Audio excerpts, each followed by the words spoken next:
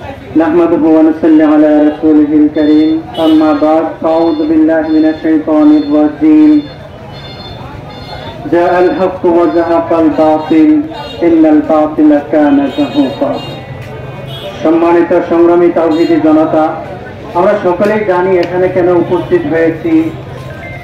ক্ষুদ্র হিন্দুত্ববাদী একটা সংগঠন, যেই সংগঠনটা একজন ব্যক্তি কেন্দ্রিক কোনো ধর্মীয় সংগঠন নয়।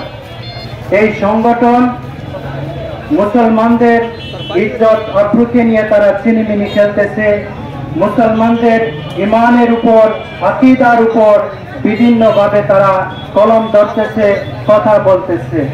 অতএব আমরা যারা শান্তিপ্রিয় মানুষ, শান্তি চাই, অশান্তি চাই না, আমরা তাদের এই যে কথাবার্তাগুলো বলতেছে, যে অন্যায় কাজগুলো করতেছে, যে দ্বন্দ্ব তৈরি করতেছে, এটা ইমানদার হিসাবে আমরা বরদাস্ত করতে পারি না। কি বলেন, ঠিক কি না? বাংলার মানুষ শান্তি চায়, শান্তিপ্রিয়ভাবে চলতে চায়। হিন্দু ছিল, আছে, থাকবে।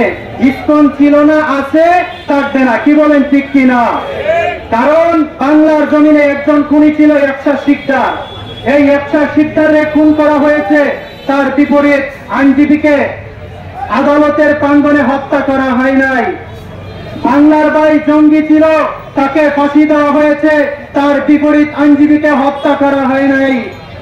ইসকন নামক জঙ্গি সংগঠন বাংলার জাতীয় পতাকাকে অবমাননা করার জন্য আলিফ আইনজীবী, উনি মামলা করার কারণে, আদালতের দ্বারস্থ হওয়ার কারণে তাকে আদালত প্রাঙ্গণে খুন করা হয়েছে। এই দৃষ্টিকোণ থেকে আমি বলবো, একশা শিকদারের চাইতে আরো ডাবল খুনি, বাংলার ভাই আব্দুর রহমানের চাইতে আরো ডাবল খুনি, ডাবল জঙ্গি ইসকন। অতএব ইসকনের কাজ এই বাংলার জমিনে দিতে দেওয়া হবে না, ইসকনের কার্যক্রম এই বাংলার জমিনে চলতে দেওয়া হবে না। কি বলেন, ঠিক কি না?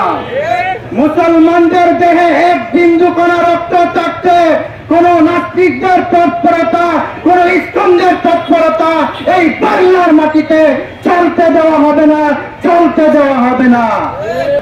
ইসকন কতগুলো অপরাধের সাথে জড়িত। যতগুলো অপরাধ হয়েছে, ধর্ষণ বলেন, খুন বলেন, হত্যা বলেন, গম বলেন, সমস্ত ঘটনার সাথে প্রত্যক্ষ পরোক্ষভাবে আমরা দেখেছি, পর্যবেক্ষণ করে জানতে পেরেছি সন্ত্রাসী সংগঠন ইসকনই সবগুলো ঘটনার সাথে সম্পৃক্ত। অতএব ইসকনকে আমরা শুধু সন্ত্রাসী এবং উগ্র বলতে চাই না, বরং ইসকন হলো বাংলাদেশের স্বাধীনতা ভলন্টিয়ারওয়ালা এবং বাংলাদেশের সাম্প্রদায়িক শান্তি বিনষ্টকারী এক রাষ্ট্রদ্রোহী সংগঠন। আর কোন রাষ্ট্রদ্রোহী সংগঠন, সন্ত্রাসী উগ্র সংগঠন বাংলাদেশের মতো শান্তিপ্রিয় সাম্প্রদায়িক সম্প্রীতি পরিপূর্ণ এই বাংলাদেশে চলতে পারে না। অতএব আমরা সকলের কাছেই উদাত্ত আহ্বান জানাই, মাঠ পর্যায়ে আপনারা সকলে সক্রিয় হন। সংবাদকর্মী ভাইদেরকে বলবো, আপনারা দেশপ্রেমিক হিসেবে ইসকনকে নিষিদ্ধ করার জন্য আপনাদের কলম শক্তিকে ব্যবহার করুন এবং সকল জনগণকে বলবো, সাধারণ মানুষকে বলবো, আপনারা সতর্ক হন, ইসকন সম্পর্কে আরো জানেন, আরো সংবেদনশীল হন এবং মানুষকে সচেতন করুন, যাতে আগামীতে কেউ যেন ইসকনের খপ্পরে না পড়ে।